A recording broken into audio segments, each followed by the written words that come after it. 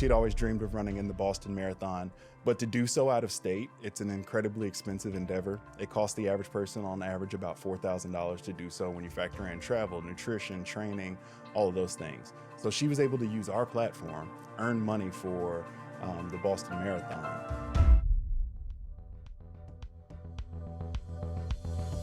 All right, welcome back to the Middle Tech Podcast. We're here with Mac Wilkinson. It's been a while. We had you on the podcast. How long has it been? That was back in May of 2021. It's been quite a while since we got to talk coming about up on 3 years. So a lot of progress, big updates. We're looking forward to catching up. I got to ask though, on that last podcast, your son, it was the cutest thing ever, was peeking through the window, yelling at you. We stopped the podcast a couple times. We were glad to do it. So I got to ask, how old is your son now? Yeah, he's 8 years old. It's kind of crazy that the timing of all this, 2 or 3 days ago, he randomly brought that up. And, I think probably like 2 summers ago or something like that, I had showed it to him and stuff like that. No way. And, That's awesome. I thought it was just so funny that he was just at the door and I was kind of trying to shoo him away at the same time. And he was like, I had to pee. So That's hilarious. You should have brought him. That would have been great to have him be featured in another Middle Tech episode. Well, we were talking about that before the podcast. I mean, if my dad was on a radio show or being filmed, I'd be like, that's pretty cool too. It doesn't matter what it is. I'd be trying to get in there too as a kid. Absolutely. I don't think he cared that much, but hopefully one day he'll look back on it and think it's dope. So, cool. Well, before we get into talking about Moolathon, we just want to get a quick word from our sponsors. Before highlighting our sponsors, we'd just like to state that the views and content shared on this platform do not necessarily reflect those of our show sponsors. Middle Tech is presented by KY Innovation, the Kentucky Cabinet for Economic Development's Office of Entrepreneurship. KY Innovation exists to support and develop Kentucky's startup ecosystem, and we are proud to be supported by an organization whose mission aligns so closely with ours. If you're a founder building in Kentucky, you need to check out the resources that KY Innovation has to offer. You can find more information by clicking the link in our show notes or going to kyinnovation.com. Middle Tech is sponsored by Bolt Marketing. Take your website to the next level with a website that's built to work.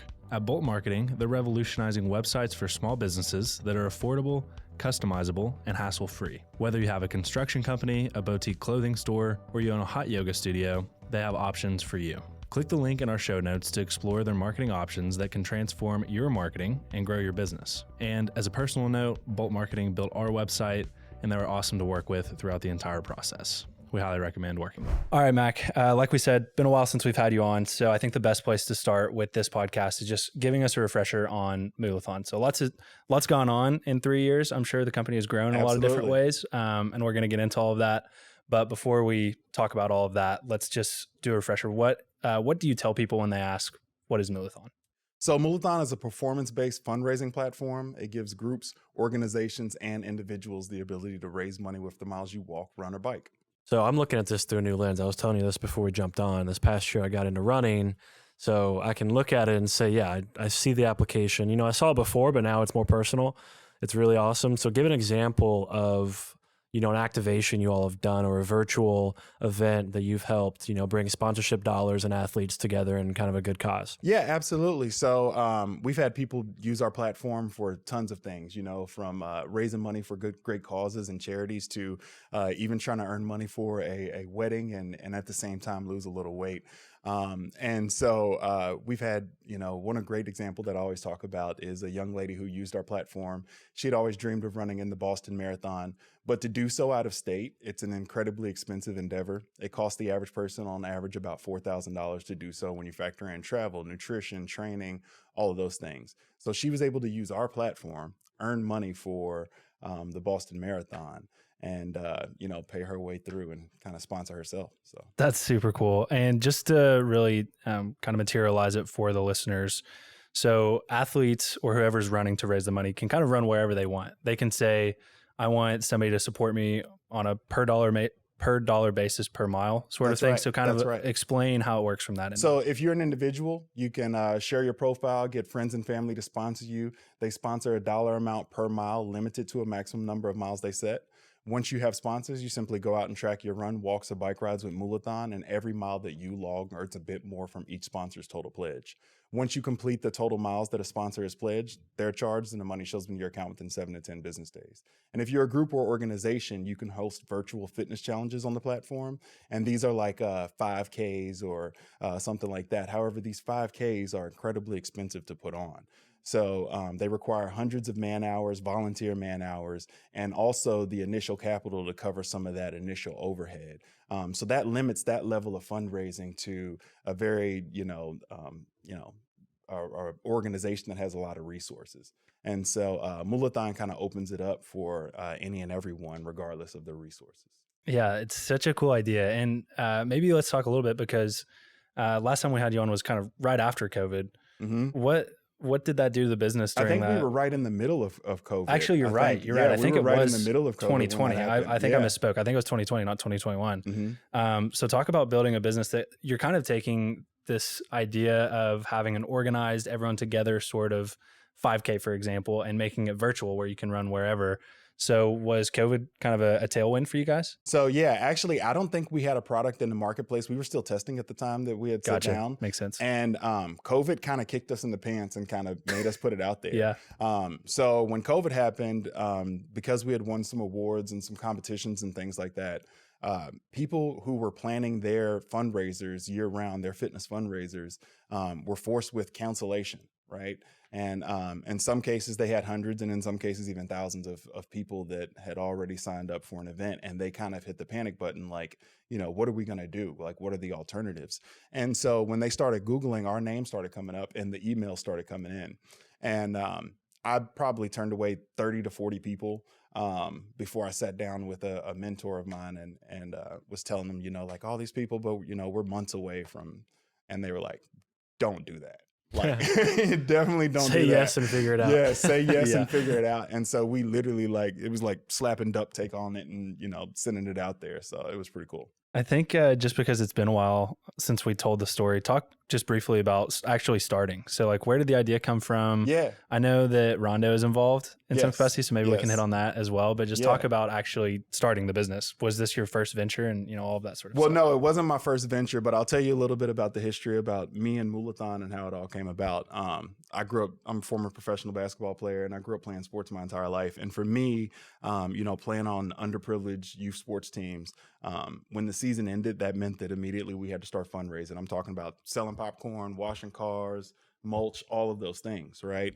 And then as I get older, get through college and start helping to organize 5Ks and things like that for some of the organizations I care about, it would blow my mind to hear them at the end of all this, be like, we raised $10,000, we raised $15,000. And in my head, I'm thinking, how in the heck is this possible when I would slave for months to, raise a few $100s to go on a trip or to get some uniforms or something like that.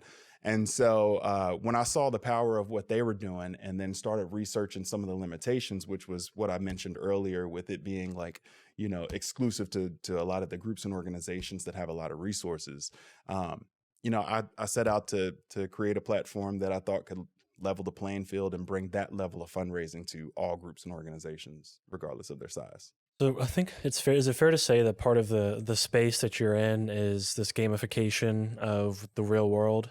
So you've got Pokemon Go, or you've got the gamification of maybe learning a new language.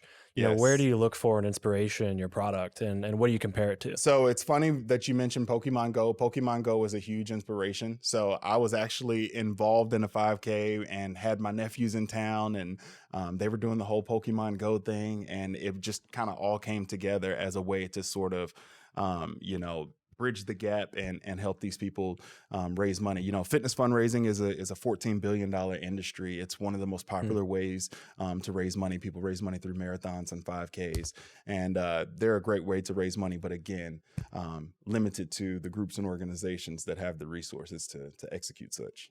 Makes sense. And one of the primary reasons we want to do this new style of podcast where we bring entrepreneurs back on is to talk about what you have learned over the time building your company. So let's get into that part of the podcast. I guess we can start kind of broad. and just any learnings that you have about Moolathon. But I'd like to get down into some specific challenges and successes that you guys have faced as well. Absolutely. But it's great timing on that. We recently, about a year ago, hired just 2 salespeople. They did great things for our revenues, but they also allowed us to talk to a lot of customers. Right. And one thing that I wanted to try to figure out when talking to these customers is, how can we get more daily active users? We obviously can see, how often people are using the platform. And we saw that a lot of people were coming to the platform to, do these 1-off, 2-off type of events, and then not necessarily using it on a daily basis. So I wanted to try to talk to them and communicate that.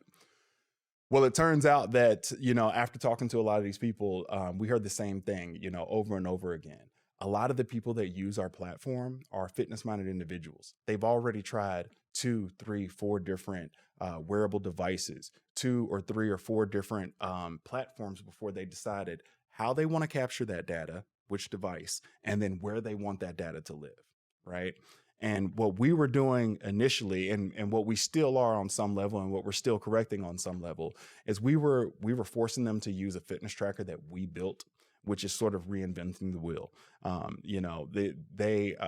There's a lot of people out there that do this, that have been doing this a lot longer than us.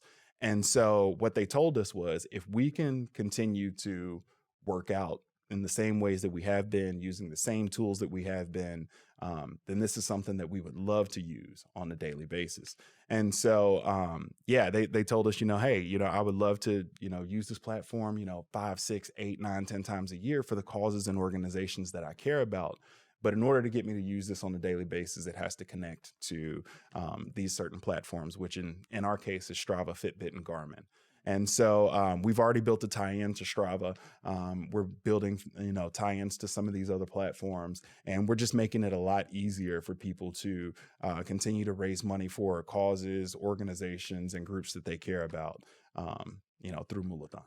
So you're helping other people raise money. How have you funded the business? So over time, as the business has evolved, how have you maintained, being able to hire employees, pay yourself, and also develop products? How has fundraising evolved? Yeah. So initially we raised a lot of money through, pitch competitions, as fellow render winner and everything. So, we won Render Capital. We won a KY 270 competition. And then most recently, we participated in TechStars, which was less about funding and more about resources and connections.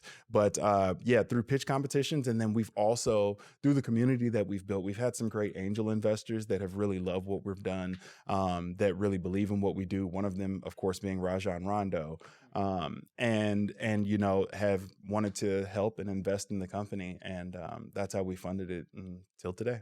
That's awesome that the pitch competitions have given you guys some capital to go through that too. I'm sure everyone that puts on those pitch competitions and all the work that goes into that kind of makes it worth it, to see it supporting a business in this ecosystem. Talk about Rondo being involved. So you've mentioned like angel investors and them kind of helping you along. What would your advice be to other entrepreneurs who maybe want to raise from angels, and like kind of what to look for and how angels can kind of support a business? If you have any experience around that, I think that'd be. Yeah, I think excitement. All the angels that we've had invest in our company, it's not something that we've, super sought out. We've done some angel groups, but usually, people come up to us and they say, hey, I'm a runner myself. I love doing this. And they have some sort of personal connection. So I would say, if there's anything, look for an angel who's passionate about what you're doing, because it solves a problem that they see in the space as well. And someone who's just passionate about the problem that you're solving. Yeah, absolutely. And talk about specifically any challenges that you face. I'm sure it's not just been all smooth sailing the whole time. No. So what comes to mind when you think of challenges that you guys have overcome since you last came on? Yeah. There's been several points, one of them being that it sucks to say this, but the pandemic ending, we saw a big surge in the beginning, and then we saw a big drop off, and then we had to maintain. Now we're currently facing a challenge with employee wellness. We just ventured into the employee wellness space. We've got 5 companies in our beta.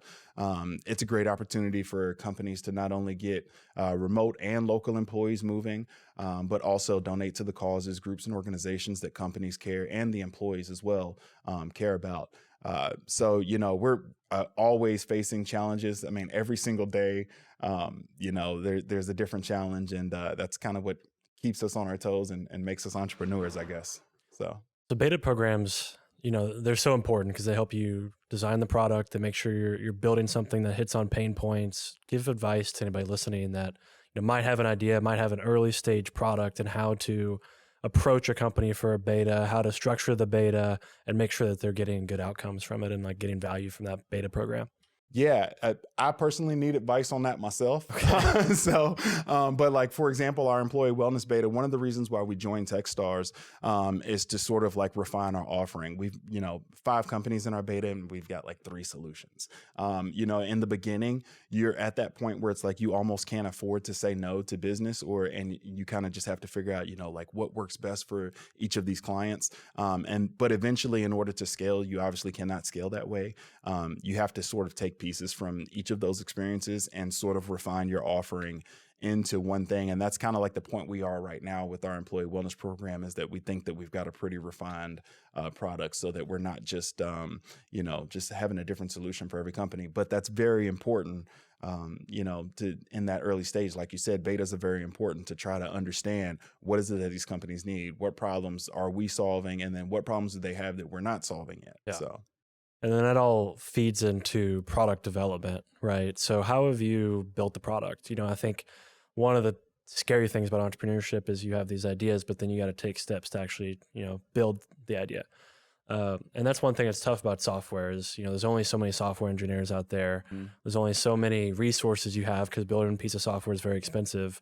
So walk through, of course you can raise money, but how have you built the program? Have you been working with agencies? Do you have a developer on staff? Yep. I'm sure it's maybe a mixture. So how has that evolved as the business evolved? Yeah, we found the formula that works with us after going through, many developers and many development situations, losing money in offshore development. But we've got 2 great guys here, one that helps run our mobile platform and one that does our web platform. And they run a team of guys that are, in another country in Ukraine. But there are point people, they handle all the code through GitHub and everything. And, it's a formula that has worked for us for the past 2 years. And we finally feel like we've got some great stability to the point where we're ready to scale, our development team. I've been there and lost a lot of money on overseas development. It is a headache. What have you learned about managing a development team that is overseas? I had somebody that was kind of playing mediator in between. And I think that was both a benefit, but also made it a little bit messy as well.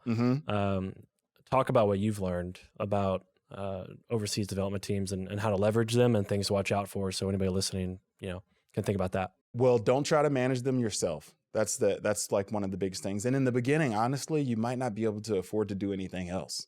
You might only have, that 30 grand to get the app built, and you got to, rely on some people to get that MVP built. I certainly did myself, and I was sort of acting as the project manager.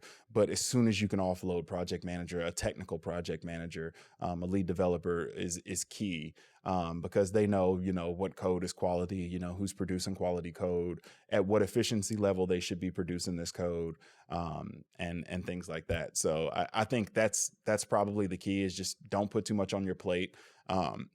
As an entrepreneur now, that's like one of the things that I'm as I scale, I'm trying to offload the hats that I wear, because I wear a lot of hats. So I'm curious, since both of you guys have experienced kind of similar things with trying to outsource development of building your all's programs, would you guys do anything differently, knowing what you know about how AI is affecting the entire space? Would you try to first build a prototype with somebody who understands code a little bit, using some of these new AI tools that are coming up? Would that change anything at all? I'd like to hear both of your all's thoughts on that. I think in the current state, it wouldn't change anything. It's kind of hard to tell. I mean, it is making engineers much more efficient. So basically, there might be the ability to find, more of a junior or mid-level engineer that can be a lot more productive. One of the benefits of finding overseas talent is that their wages are much lower, and you can have more people working on the app, and you might be able to move a little bit quicker. And it's kind of always a coin flip if it's going to be good quality or not.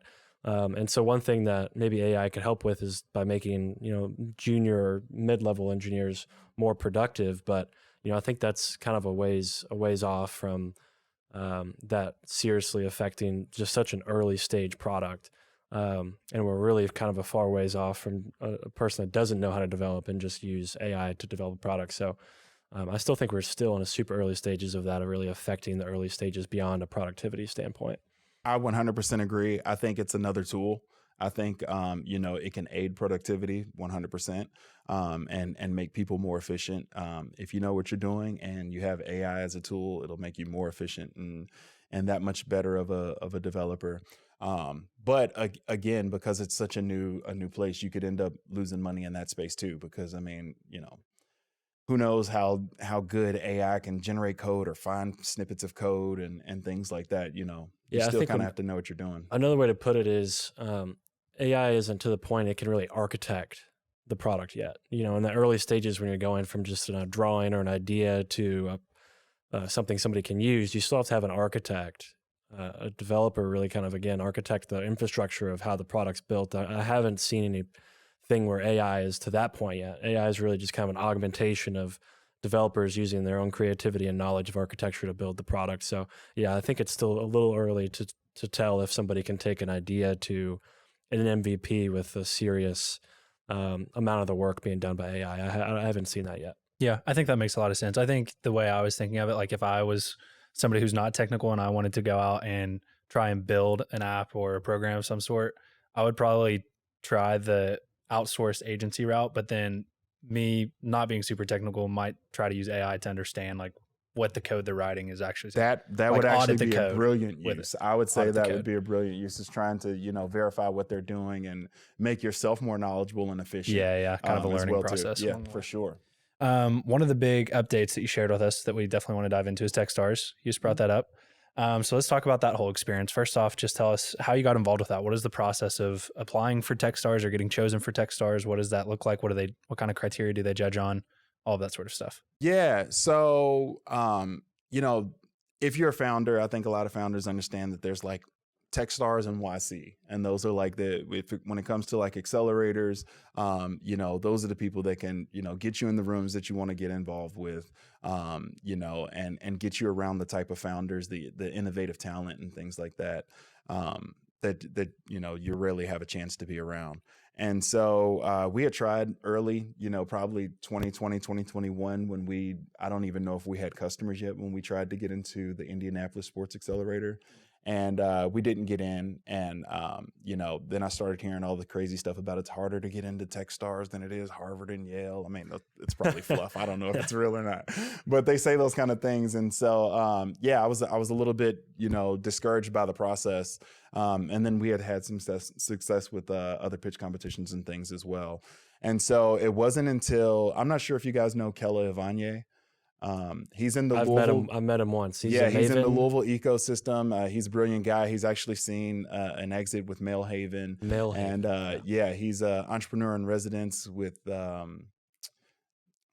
it's slipping my mind, but he's a pillar in our Louisville startup ecosystem. And he was like, hey, if you ever want to try to get into TechStars, I can help you, craft it to make yourself appealing and match their criteria. And so, I worked closely with him, consulted with Stephen Platt, as you know, who's also a 2-time TechStars founder. And we were able to, with the traction that we had gained, we became a little bit more of an appealing company, and we got into the JP Morgan Washington, D.C. program, which I am super blessed that we got into. We heard time and time again that we were one of, if not the most, diverse group of founders, possibly in TechStars history, certainly in recent years. We had people from Spain, from Ecuador, female founders, male founders, people of all ethnicities and races. And so it was just a really great collective of people to be around. Yeah, so let's dive into what it's like actually being a part of that program. So I'm sure everyone has different experiences with it, but what's it been like spending time around the other entrepreneurs that are part of the program, and what kind of things have you learned from being a part of it? Yeah, really inspiring. Brilliant people that you're involved with, both as founders that are also involved in the cohort and also the people they put you in rooms with. Before we started the program, they made us put together this spreadsheet of, who are your 50 dream people, whether they be companies, whether they be founders, whether they be CEO, that we can put you in a room with, right? And, you kind of put together this list and, you don't know if it's like a theoretical thing or whatever.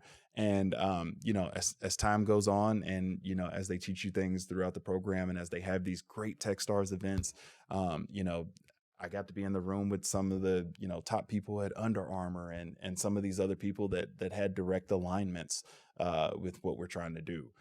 So really it's just, access to other founders who are also trying to do other things and have other experiences, and you can call on them, to help you solve problems. And also as well, it's the TechStars network itself, which is the real power of everything. They have a whole thing about the degrees of separation. They're usually only about 2 degrees of separation from just about anyone. So it's really great to sort of be able to have those conversations and see if you can get connected to people who you think can move your product forward. So. Talk about the diversity piece. I'm sure it's really cool to work alongside founders from other countries and just with different diverse backgrounds. What are you seeing them bring to the table that, is surprising you or is really unique? Yeah, so we had a founder from Spain. He was doing a online sign language platform that was really amazing. He was solving that problem. His platform was so slick and so smooth. And then, we had a guy from Mexico City that was helping with border issues. They deal with different. It was really great to see all the different problems that people are solving. Yeah. And with them, it was a big thing about borders and how to get across the border more efficiently, more like a clear type of a thing for actual borders. Clear's and a things. lifesaver. Yeah. And then, we had 2 founders that were from Ecuador, and it turns out like in South America, a lot of people travel via bus. And the problem with traveling via bus is that a lot of people don't it's like something like 88% of the people don't use credit cards or anything. Right. And so they actually started a business on WhatsApp that allowed people to schedule bus trips and pay for them all on WhatsApp. And they've sort of expanded their platform for there. So being around that type of innovative talent to people who are just really trying to solve problems and solutions from not just unique to the United States or your city or your ecosystem, it really just opens your mind up to other things. It helped me look at my business a different way. I had just being around those people, I had all kinds of thoughts about, partnerships that I want to do in the future and where I want to take Moolathon in ways that I had never thought of it before. Yeah. Getting to surround yourself with diverse ideas and people is definitely a game changer. I think it's easy to, if you're a founder in Kentucky and you don't leave Kentucky, kind of live in our own little bubble here. That's and right. When you get out and you see how much bigger the world is and how much bigger people think. Mm-hmm. I think that it's hard to think as big as people in other parts of the world in Kentucky, especially San Francisco and New York. That's right. But once you get in there and you see their mindset and how different it is and how much bigger, we celebrate and we really want to raise maybe 500,000 here. Mm-hmm. You go to San Francisco, they're raising 2 million at the least. And That's so right. I'm not saying it's good or bad either way. I'm saying it's just interesting to see other people's mindset because they're from a diverse background or a different place 100%. or, have different experiences from where they're from and the way they grew up. So I think that, if we can figure out a way here in Kentucky to, get people outside and go to San Francisco, Yes. figure out a way to fund them to get to these other places, I think if they come back, it brings more to our ecosystem. 100%. And, I think that's good for anyone, regardless of the ecosystem you're in, with the exception of some of the large ones that you mentioned where they get to see a little bit of everything. But especially if you're from a smaller ecosystem like ours, it's definitely important to get out and just to see how other people think and the way that they approach problems. I've had this idea for about 2 years, and this is after I started spending more time in San Francisco on Simba when I would fundraise out there and just spend time with founders, is how do we create like a passport program where somebody within the Kentucky ecosystem gets basically a rolling fund going for an Airbnb or flights. Yes. So that if a founder's onto That's something, brilliant. we can fund their travel expenses to these other markets and just get them to experience these other places and meet more investors. That's And we right. can create kind of a program or some kind of sponsored program for founders to get out of Founder Kentucky. house. That's exactly right. That's originally what the idea was I was out in San Francisco spending time in these founder houses, and I was just like, this is insane. And we got to Right. figure out how to get Kentucky founders in these founder houses. And it's actually twofold, right? And I think that if you got, more entrepreneurs from our ecosystem in places like, San Francisco and places like Austin, and I think that we would also attract people to Kentucky. I think this is a great place to start a business as far as like, it doesn't cost as much as in other cities to operate a business here, to hire people here. The cost of living is lower. It's a great place to start a business, but people don't really know that, or they don't care about that because the resources are more shallow. And so because we don't necessarily have those resources or those networking opportunities, and we're not able to rub elbows, then I think people kind of stay out of this ecosystem. But I think if it would work in twofold. Yeah. Not only will we expose our entrepreneurs to that level of thinking and being outside of our ecosystem, but I think we might even attract a few people.